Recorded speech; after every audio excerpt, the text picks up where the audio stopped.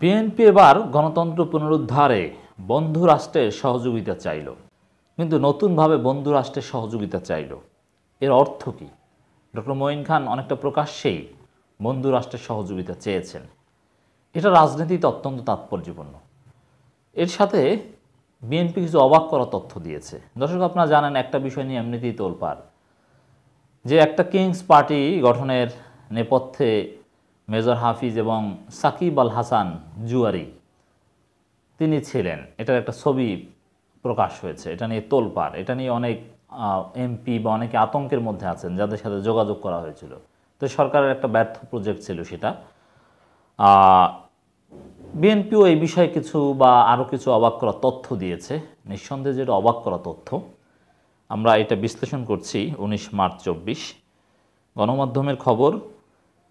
দেশের গণতন্ত্র পুনরুদ্ধারে বন্ধু রাষ্ট্রের সহযোগিতা চাইলেন মঈন খান। বিএনপির স্থায়ী কমিটির সদস্য ডক্টর আব্দুল মঈন খান নির্বাচন পর্যবেক্ষণের জন্য বাংলাদেশে আসা এনডিআই এবং আইআরআই এর চূড়ান্ত প্রতিবেদন প্রসঙ্গে বলেছেন, সবাই বলেছেন 7 জানুয়ারি নির্বাচন গ্রহণযোগ্য হয়নি, সরকার তা মেনে নিতে নারাজ। ক্ষমতাসীনরা বলছেন বন্ধু রাষ্ট্রের সহযোগিতা তারা ক্ষমতায় এসেছেন, তাদের কথাই প্রতীয়মান হয় জনগণের ভোটে তারা ক্ষমতায় আসেনি। তিনি বলেন, বন্ধুপ্রতিম রাষ্ট্রের সহযোগিতা আমরা এদেশে অল্প সময়ের মধ্যে স্বাধীন করতে পেরেছি।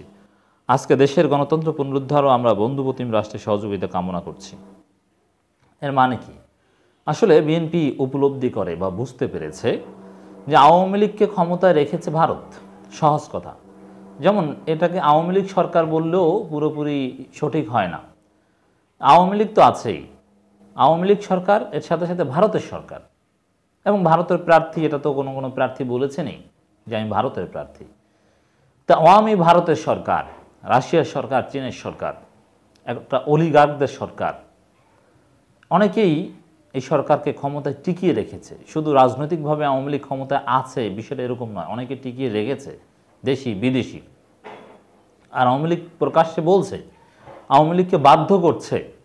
দেখবেন কোথাও ভারতের রাষ্ট্রদূতের সামনে বা হাইকমিশনের সামনে যদি আওয়ামী লীগ নেতাদের কথা বলতে হয়, সেখানে প্রকাশ্যে আওয়ামী লীগকে বলতে হয় যে ভারত পাশে ছিল বলেই নির্বাচন সম্ভব হয়েছিল, অথচ কোনো দৌড়ঝাঁপও আমরা দেখিনি। এর মানে তলে তলে বড় কিছু করেছে, ভারতকে ক্রেডিট দিতে হচ্ছে।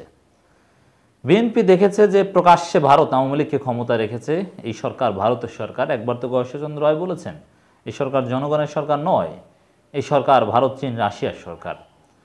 এখন এই সরকারকে যদি হটাতে হয়, গণতন্ত্র যদি পুনরুদ্ধার করতে হয়, তাহলে অন্য দেশের সহযোগিতাই করতে হবে। এর মানে বিএনপি যে অর্থেই বলুক না কেন, বাহ্যিক দৃষ্টিতে আমাদের কাছে মনে হচ্ছে দেশটাকে বিদেশিদের কাছে বিএনপি আওয়ামী লীগ উভয় দিয়ে দিচ্ছে। এক গ্রুপ প্রত্যক্ষ সহযোগিতায় বা তলে তলে সহযোগিতায় ক্ষমতায় আসছে এবং স্বীকার করছে, আর এক গ্রুপ তাদের বিরোধিতা করার জন্যে বন্ধু রাষ্ট্রের সহযোগিতা চায়। এর মানে কি? বিদেশিদের প্লেগ্রাউন্ড হোক Bangladesh, Russia bloc India, on the other hand যুক্তরাষ্ট্র বাংলাদেশ নিয়ে কামড়াকামড়ি করুক, এবং সেটাই আওয়ামী লীগ বিএনপি চায়। এই কথার ব্যাখ্যা এটাই। যদিও বিএনপির বক্তব্যে এথিক্স আছে, কারণ তারা গণতন্ত্র পুনরুদ্ধারে ভালো কাজে বিদেশিদের সহযোগিতা নিতে তো কোনো আপত্তি থাকার কথা নয়। যেমন আমাদের মহান মুক্তিযুদ্ধে আমরা ভারতের সহযোগিতা নিয়েছি, তাতে তো আপত্তি থাকার কোনো কথা নয়। রাশিয়ার সহযোগিতা নিয়েছি, এর মানে ভালো কাজে বিদেশিদের সহযোগিতা নেওয়া যায়। হ্যাঁ, নেওয়া গেলেও একটা স্বাধীন সার্বভৌম দেশের ভালো কাজটা যদি নিজেরাই করতে পারে তাহলে ভালো হয়। আর বিদেশিরা স্বার্থ ছাড়া সহযোগিতা করে না, নিঃসন্দেহে তাদের কোনো বড় স্বার্থ থাকবে, তারপরে সহযোগিতা করবে। অতএব বিদেশিদের প্লেগ্রাউন্ড হিসাবে বাংলাদেশকে তৈরি করার জন্য আওয়ামী লীগ বিএনপি উভয়ই কাজ করছে, কথা এটাই বলতে হবে।